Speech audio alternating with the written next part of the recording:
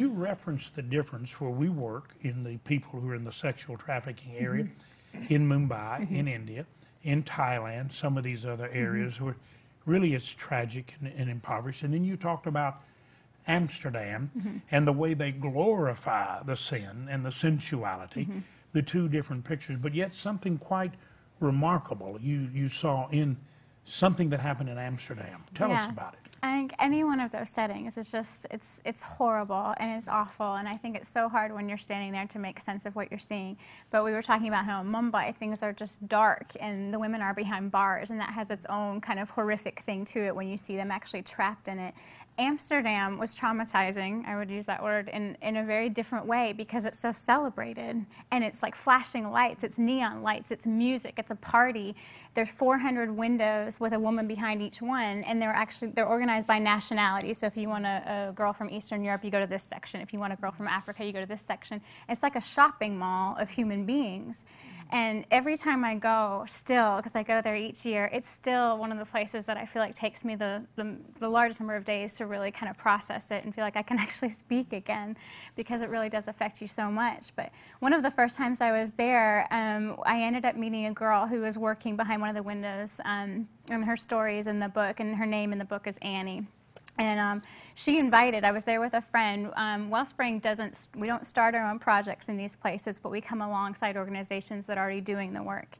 And so I was there to visit one of those groups called Scarlet Cord, and I was with their director walking through the district, and this girl, Annie, invited us in and asked us to sit down and started to tell us her story. And she would go back and forth. Like in one moment, it was like this fragile child, and then the next moment, it was this fierce, angry person. You know, she said, I tell girls that start to work here, I tell them 3 things.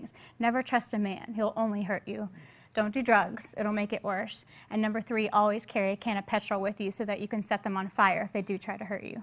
And, you know, she wasn't kidding. Like, I wasn't quite sure how to respond to it. But there was this fierceness and yet this brokenness at the same time. And she was sharing her story with us and what had happened. And it was actually her husband that had put her in the red light district. She was from Malaysia and had met this guy, this Dutch guy who had come through her country. And very long story short, he had asked her to marry him, and her family encouraged her to go. It was a great opportunity, and so she did, thinking this would just be, you know, a dream come true and a new life. And gets to this new country where she doesn't speak the language, she doesn't know anyone, her passport's taken from her, and he puts her behind a window. And so that's how she ended up working there.